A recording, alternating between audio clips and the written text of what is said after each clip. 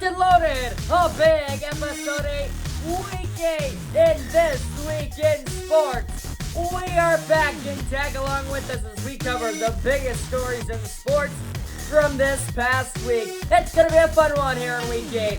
Join me, and we're going to get started right after this.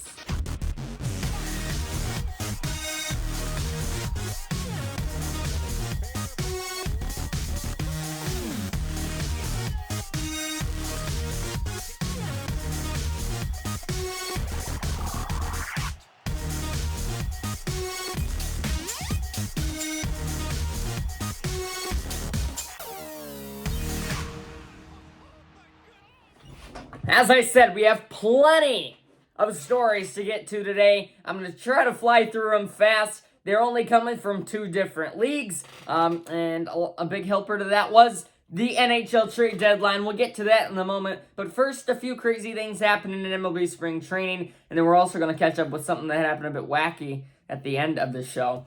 But first thing to cover in the MLB, last night, if you're watching this on the Saturday, March 4th that I'm posting it, 7 Cubs pitchers in spring training. It was a night game, I believe, around 7:30 here in Central Time. They no-hit the San Diego Padres, who have a lot of bats. I mean, obviously, spring training, just getting their first looks at life. But, I mean, I don't know. Is that a good sign for Cubs pitching? Is that a bad sign for Padres hitting? There's all these questions in spring training, but, I mean, you can't take spring training too seriously. And how about that? A preseason no-hitter.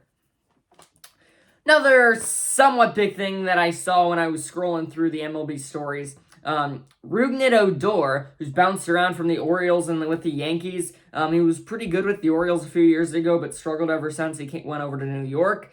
The Padres, who seem like they have 100 guys on their roster, signed him to a minor league deal. Interesting, from a guy that's been in the majors for probably around a decade now, just off the top of my head, Rougned Odor. Longtime veteran, hasn't really had much success. I mean, obviously, the Orioles back then, I guess, were able to make it to the playoffs a few times, unless I'm looking too far back. But the Yankees could never get to where they wanted to be when they got him. So, trying to make a name for himself in the Padres minor leagues and move up. We'll get to one more MLB story at the end, but first let's kind of bounce around to the NHL, where we saw the NHL trade deadline this week. I don't think the actual deadline is till next week. I need to check that. But there's still plenty more trades to be made. And, again, there were plenty of deals this week as well. And still plenty more to get to. But let's cover some of the major ones that I found. First of which, John Klingberg signed with the Minnesota Wild from the Anaheim Ducks. You're going to see a trend here. We're going to see a few Ducks guys going, a few Red Wings guys going, a few of these Coyotes guys going, Blackhawks guys, all these teams that are just kind of throwing away the season and just hoping to build up for next year. Most of those teams not making the playoffs, but we're also seeing teams like the Bruins, the Hurricanes, the Stars, the Knights, these playoff caliber teams all building for the playoffs. All their teams are kind of just dropping for the playoffs, if you call it. But John Klingberg, from the Ducks to the Wild, spent a lot of years in Anaheim, the veteran Klingberg.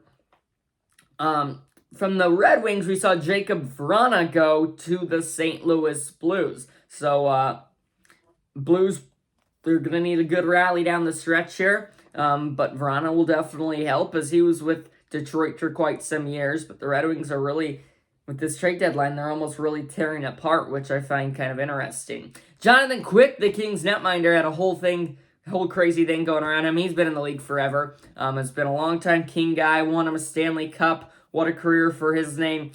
He went to the Blue Jackets for only one day before they traded him back to the West Coast to Vegas, where he will be spending his time with the Vegas Golden Knights, one of the best teams in the NHL, very playoff caliber, very Stanley Cup caliber. Another Red Wings guy, Tyler Bertuzzi, shipped off to Boston.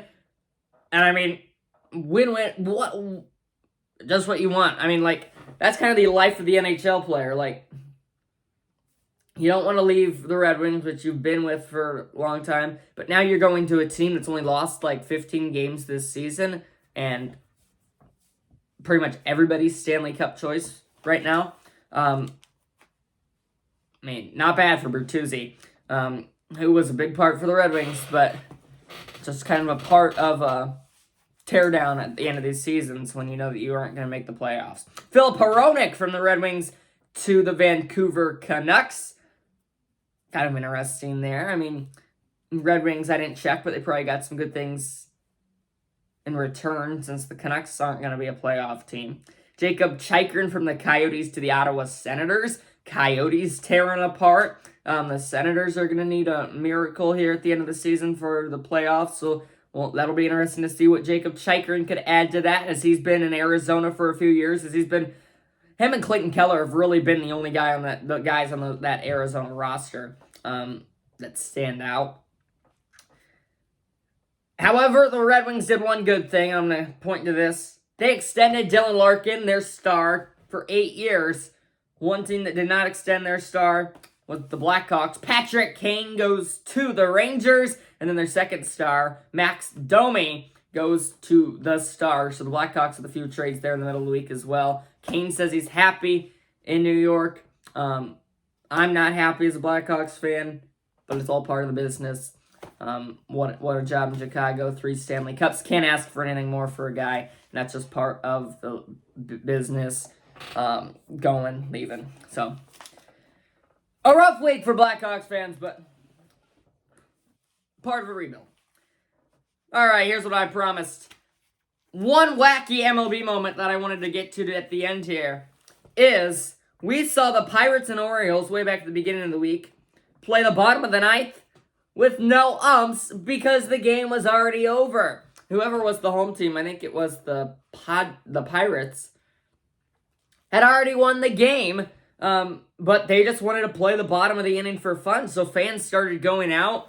Then, the umps started leaving. However, the players just stayed. A few fans sticked around, and they just played the bottom of the bottom of the ninth with no umps. Very few fans. So a wacky scene there in the, I believe that was in the Grapefruit League, if I'm not mistaken.